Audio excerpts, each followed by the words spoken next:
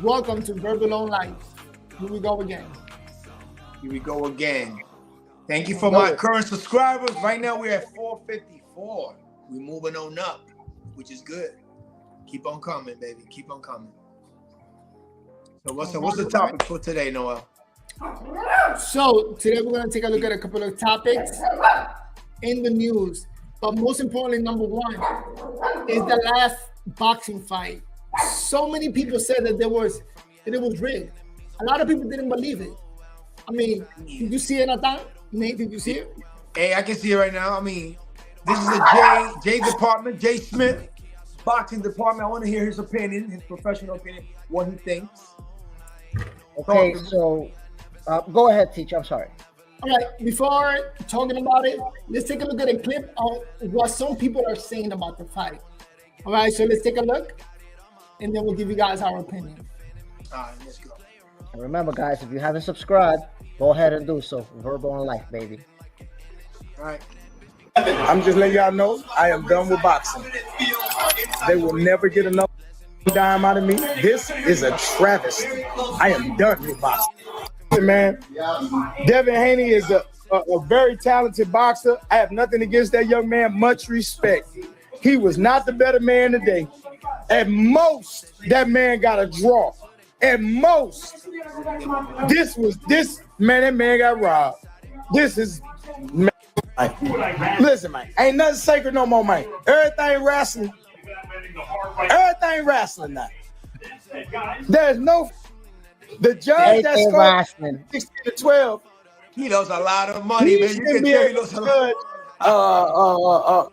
Nelly's bitter. A turtle walk. Man, that man shouldn't be able to judge a kite flying contest. Take this shit off, man. This is bullshit. Motherfucker mad. Yo, he mad. Why you mad? Yo, listen. Everybody who watched this fight knows that Lomachenko clearly won. Having said that, Devin Haney put on a heck of a performance. Lomachenko simply outworked him, landed more shots than he did. So you can see that he won the fight.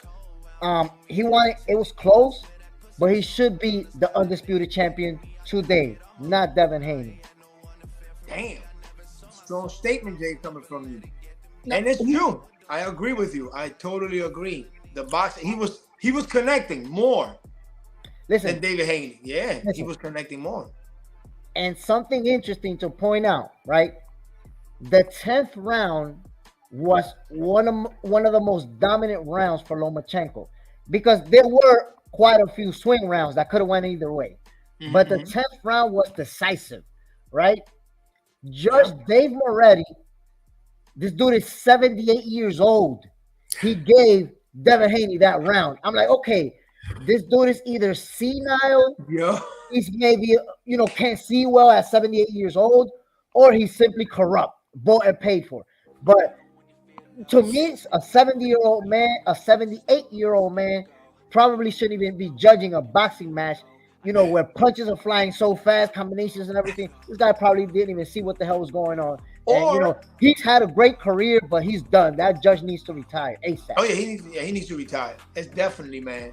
And the house always wins. The house, remember, he's from Lake Vegas. They bet a lot of money on him. So they wasn't going to let him lose. Hell fucking no. He ain't getting knocked out. He's winning. Let me give you a piece of interesting information. I heard that actually from Paul Malignaggi. Mm-hmm. So on DraftKings, when the fight started, the betting odds were Lomachenko was plus 250. That means he was the underdog, right? When the fight started. By the 12th rounds, people that were betting live as the fight was happening, Lomachenko was a minus 500 favorite. So he went from being a plus 250 underdog to a minus 500 favorite.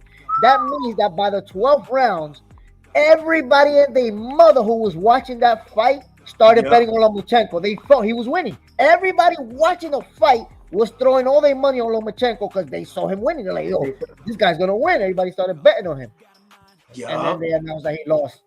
Not only that, The fight is close. One of the judges gave Lomachenko the whopping total of 4 rounds. Damn.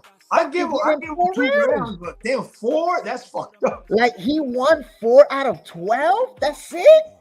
Like, yo, that judge, I swear to God, man, that scorecard, he already wrote that shit down yesterday, the day before the fight. He bet big. He bet big.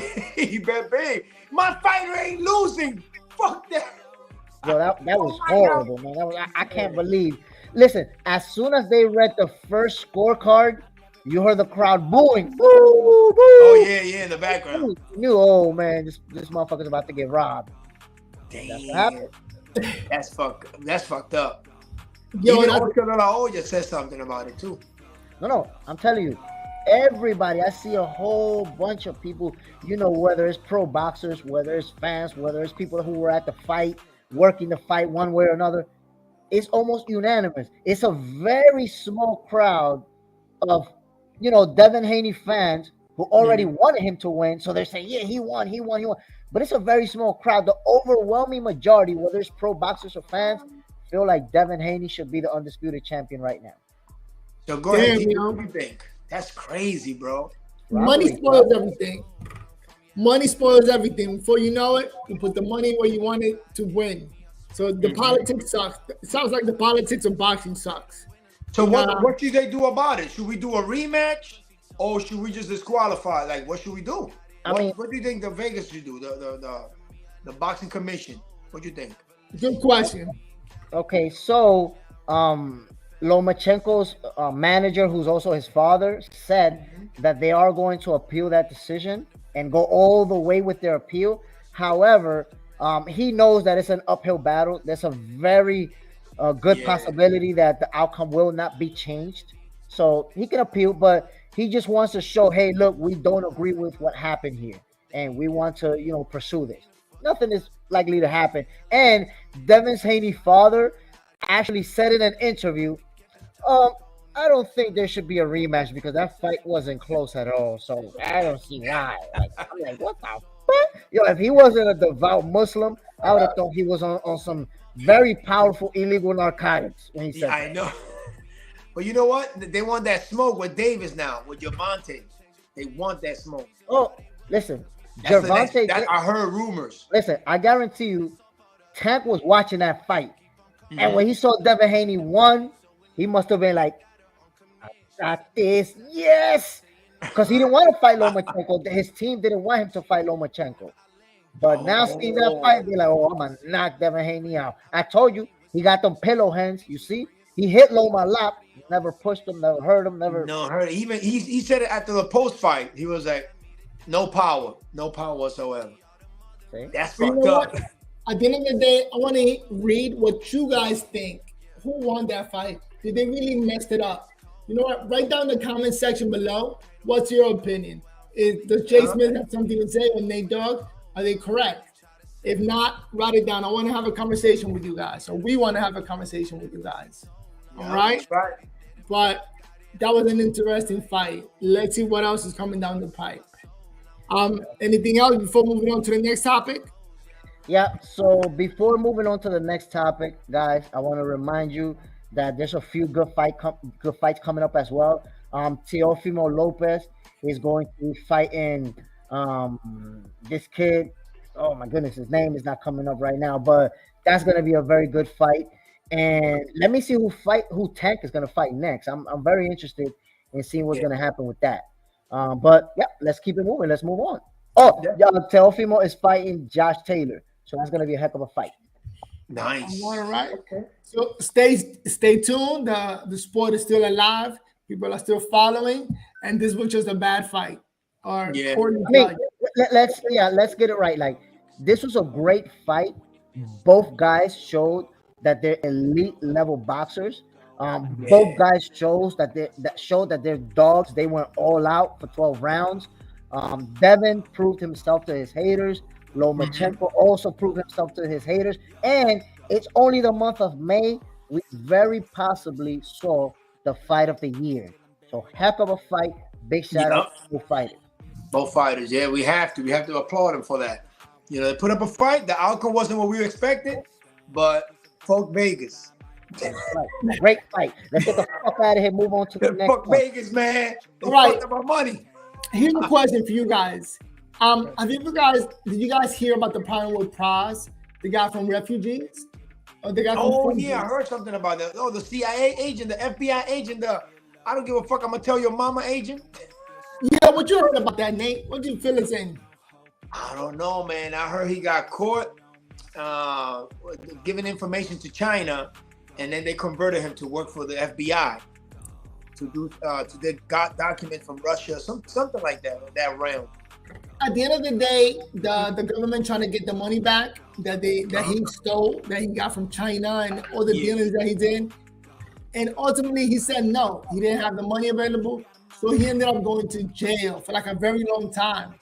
So here's a question that Vlad TV had for Kirk Franklin. Would you rather go broke and give up all your money, or would you rather go to jail? And that's a good question. I want you guys to see the clip. Let me put it on. Let me see. Let me put it on. It's better if he asks the question. Just listen up, and then we'll go from there. Oh, my man, Tick Kirkland. Who raised you? Kirkland.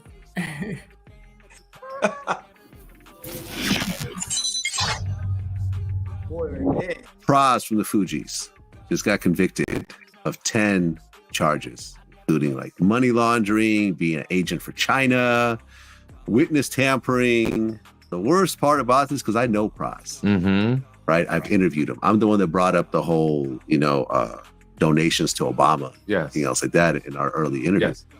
You donated $1.2 million to Barack Obama's campaign? Yo, where you getting these information from? Is that not true? I'm starting to think you CIA, man. He was balling. He pulled up to my house. We hung out a couple times. He pulled up to my house in the Phantom. Yes. I went to his house, his apartment in Beverly Hills. He was telling me all about this crazy watch collection. And I'm like, oh, cool.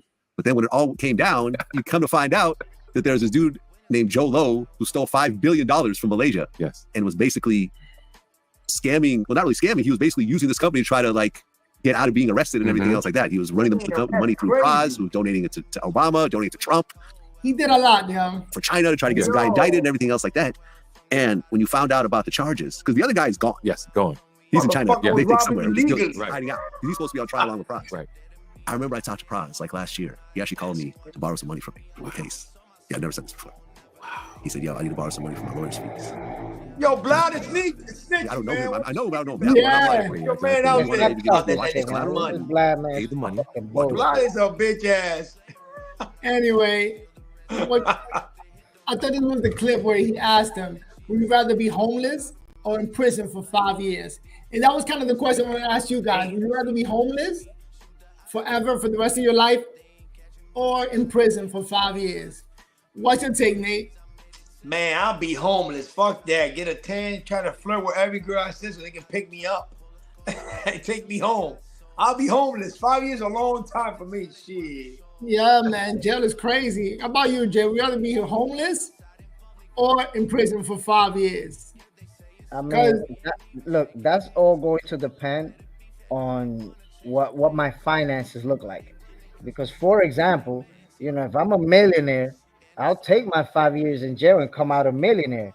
Now, if I'm broke and I'm struggling in life, I might, be like, well, fuck it. If I'm homeless, I can beg for money. Fuck it, whatever, But if my finances are, to a point where I can, take care of myself, take care of my family, I'll take the 5 years and come out being a millionaire still.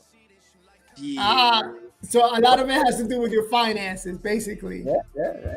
I don't know. What about you, the teacher? What about you? Prison is a scary place to be in because you go in there, now you got to protect yourself. People going to try to murk you and fight all the time. It's a scary situation to be in there. Let me break something down to you, Noel. People who commit white collar crimes, which Praz committed, don't end up in a jail with a bunch of murderers and killers. They usually, the guy in the cell next to you committed tax evasion. Yeah. And the guy in the other cell next to you stole some paper clips from Staples. Yeah, I know, right? Yeah. You ain't doing time with no murderers. No murderers, no killers, no kidnappers, no rapists. Nah. Oh, so you tell me they listen, separate those? The toughest guy you will run into in that jail will be some guy who killed a bird with a slingshot. So they in the safe side. They got them in the safe house. No. See that's Right something a lot of people don't know, how they separate like the worst of the worst case scenario, and just put him there to wait for his time prison to expire, and like there's no real threats, you know. Yeah, they actually look within the prisons. They classify inmates, but they also classify the prisons themselves. So people who commit those type of crimes, they don't even go to a prison where they find gang members and all this crazy stuff. They go to a prison where the people who are there committed minimal crimes, and they're basically a minimum security prison where they even can go outside to clean the streets and all that stuff. So it's a different thing. So to walk in the park is what you're saying. It's not really that serious. I'll tell you, if I'm a millionaire, I'll do those 5 years standing on my head. All right. I stepped in. If I'm a millionaire, step in and claim suicide. Put me in suicide watch. Diablo, man. Keep them, man. Keep them. I'll be on vacation. Yeah. So then it sounds like Pross has no problem, even though they're going to give him like 20 years. So he's probably going to come out like an old man. Whoa. We was talking about 5 years. You're talking about 20 years. This motherfucker just added a couple of them. He's doomed. 5 to 20. God Listen. If you're over 50 years old, which I think Franz is, or he's close to at least, a 20-year sentence could very well be a life sentence. Damn. Yeah. You might not make it to 70 in prison. No, give him 5. Nigga just threw 20 right there. Boom. Damn. I don't want you to be my judge. But don't you get a protection? Like they gotta save you. They gotta medics. No. When I say he probably won't make it to 70, is that people who go to jail, they don't live the same lifestyle, obviously, as someone who's outside. So yeah, they get medical treatment and all that stuff. But at the end of the day, they deteriorate much faster because of different things, whether it's mental, physical stuff that happens to them. And they don't, most prisoners don't make it to 90, 100 years old. They die before that. Yeah. So if you get a lengthy sentence and you're old, you're probably not going to be going anywhere. Un saludo a la Negra 20 que está aquí con nosotros en el canal. Te apreciamos. Muchas gracias. And then who's that talking? Fruit Forest? For coverage, yeah. Just look for how Brand play missing the dunk. Pero quién es? LeBron missed the dunk? I gotta see that. Oh, yeah. That was ridiculous. Yeah, man. He tried to show off. He tried to do a windmill and the ball slipped out. Man. Fruit Forest Cabaret. I saw him miss that dunk. That was bullshit. He fucked up, man. That's what I meant. It's the playoffs, man. You don't play around. Dunk that shit. No, but this the playoffs, man. Dunk that shit. Stop playing games. Yeah, Butterfinger. Shoot. Coño. And wide open. No excuse. Yeah, let me run that real quick. That shit was crazy, man. I was like, wait a minute. What the hell is LeBron doing? Almost blocked by Davis. Picked up by Schroeder. On a fast break. Easy dunk. Easy money. Hold on, let me rewind it. You know what I'm saying? Easy dunk, easy money, easy 2 points. Look at this. He couldn't believe it. He couldn't believe it. Goofball. That was goofball shit. Oh, man. Straight goofball shit. Yo, but listen, let's get back to Vlad real quick because our time is right. So, write your comment below. What do you think Pross should do? You know what I mean? Good luck to Pross and to the Fugees, and that's the end of that. Negra, go shout out, and the cabrera was about the topic. Good looking out, guys. Keep sending them. All right. Thank you for joining us. Make sure you subscribe if you haven't done so. Moving on up. Let's move on to the last topic of today. Let's take a look at this clip. Yep, go ahead. So, guys, if you haven't subscribed, make sure you do that. Make sure you subscribe. Now, what's this? Oh, you know what?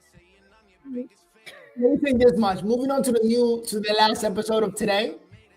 ¿Cómo está mi gente? El último episodio va a ser en español para mi gente allá en los países hispanos. So, Ya saben, de los míos, como dicen allá, los chuki míos, los chuki. Saludando, mi gente. Estamos aquí en la casa. Ya tú sabes lo que hay. So, for this last episode, we're just gonna speak in Spanish, all right? So, tune in. Vamos a ver, ¿qué estamos viendo aquí? Chequea este video. Capricornio, de una vez estamos viendo ahí, de bajo mundo. Me dieron, loco, me dieron. ¿Qué fue lo que te pusiste de fresco? Le dieron con 5 dedos, fue ¡tua! Bueno, en Santo Domingo, en la República Dominicana, hay diferentes gangas y grupos que se juntan para trabajar juntos. Aquí estamos viendo un grupo que se llama La 42. ¿Y qué es El eso? famoso 42, yeah. ¿Qué es lo que es la 42? ¿Es un sitio en la capital? No, déjame aclarar, porque hay dos cosas diferentes. Está lo que es la 42, que es el barrio de la capital, y está la 42, que es un conjunto de personas que sería, por ejemplo, para comparación, como son los Latin King, como son los Blood, como son los Crips, también están los 42. Ok. So, la 42 no se habla de específicamente un local en la República Dominicana. No, la 42 es un lugar en la capital, pero también es el nombre de una organización. Son dos cosas que son la 42. Ok. So, una organización y un local en la capital. Ahora, la organización 42, ¿dónde en el país está la 42? ¿En un solo lugar o el país completo? Ok, no. No, un bajo, una estación, dile Jay. Para aclarar, la 42 es una área, una calle en un sector de la capital, al igual que, por ejemplo, la calle Primera de Camboya, que tú conoces aquí en Santiago. Como es la calle Primera de Camboya, así mismo es la 42 en la capital. ¿Qué pasa? La 42 se ha hecho muy popular porque muchos de ahí han salido raperos, de ahí han salido gente muy famosa. Estas personalidades dominicanos del género urbano janguean en esa área, van a beber, tienen amistades por ahí. Entonces, eso hizo que se popularice. De la 42 sale mucho slang, muchas palabras nuevas, también sale mucho baile nuevo. Entonces, lo que ha hecho que la 42 se popularice. También hay canciones que hacen los urbanos donde mencionan la 42. Ahora, aquí la negra puso que es un bajo mundo. El bajo mundo, es verdad. ¿Mete miedo a la 42? No, Bueno, depende. Si tú tienes swing y tú estás en ese flow y tú no estás en careta mala, te va bien ahí. Píntate la uña y di guau, ¿qué es lo que? And you go with the flow. Mira, ¿Qué dice ahí, Hutchinson? Mira, en realidad la 42 es un barrio como cualquier barrio en el mundo. En todos los barrios hay tigres, hay gente buena, hay gente mala, ¿sabes? Se ve todo. Lo único que en la 42 es algo que ya, como es más popular, tú sabes, por lo que ha sucedido en el género urbano, mucha gente conoce. Pero igualito que la 42, tú vas a encontrar muchísimos lugares. Si tú pasas por ciertas calles de Pueblo Nuevo, en ciertos días de la semana se ve igualito que la 42. Y en muchos lugares del país también. Es verdad. Ok, bueno. Y Jay Smith, ¿tú tuviste la oportunidad de hablar con personas que son parte de la 42? Pero no vamos a mezclar las dos cosas, porque estamos hablando de 42 la calle y ahora estamos hablando de 42 la organización. Entonces, sí, nosotros tuvimos la oportunidad de hacer una entrevista exclusiva con un miembro de alto rango de la 42, pero eso vamos a darle un capítulo especial a nuestros suscriptores que viene pronto.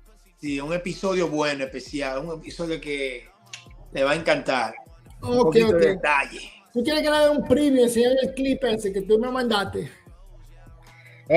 Ponle 30 segundos para que darle un pedacito para que ellos vean Sí, lo que viene por ahí. un appetizer para que no cojan esto. el menú entero.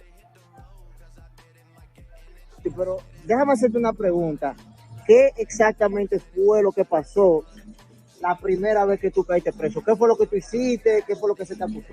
Bueno, Nice. básicamente en esta misma calle donde estuve, yo era un chamaquito que me gustaba mucho la falacia, vamos a decir.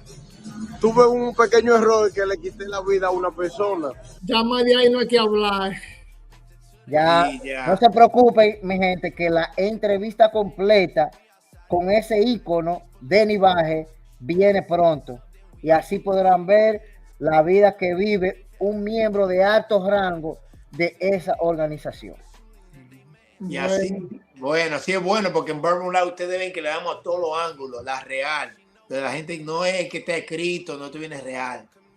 Así mismo. Hay que darle voz a todos los grupos para que se Exacto. escuchen quiénes son y de dónde vienen. Ah, pues good job, Jay. Hiciste bien, loco. Hoy entrevista exclusiva ya. Capricornio 2.0. Ah, Bourbon Live.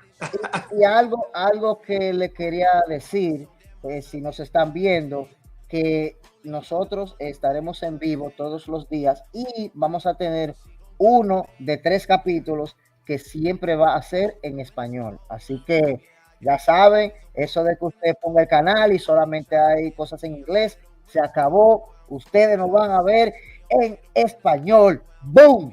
Sí, ¡Bomba! sí, Y sí, pongan sí. su comentario. Pongan su comentario abajo y los temas que ustedes quieren que uno hable. Pónganlo ahí les respondemos. Y ya sé. Take it, teacher. Sí, mi gente, ya saben cómo estamos. Estamos aquí encendidos. Oh my God, como dice la negra. Así que vamos a ver si hacemos dos en inglés y uno en español. ¿Por qué? Porque se puede hablar en todos los idiomas aquí. A la negra, gracias. Oh my God, está bien, así mismo. Ya lo saben. Voy a ver si me entero a hablar chino para hacer un episodio en chino también, pero eso es el paso. Uno a ver. Y también, mi gente, si hay algún tema que ustedes quieren que nosotros hablemos de interés, déjenos saber que nosotros hablamos de lo que sea aquí. Esta es una plataforma especialmente para que ustedes expresen su opinión. No solamente nosotros, queremos saber qué ustedes tienen que decir. Y vuelve a Balaguer. Y si no les gustó algo, también comenten. No les gustó algo que nosotros estamos diciendo, digan su comentario, vamos a hablar. Vamos a tener un Bourbon Live, un comentario. Tíralo a los foques, tíralo.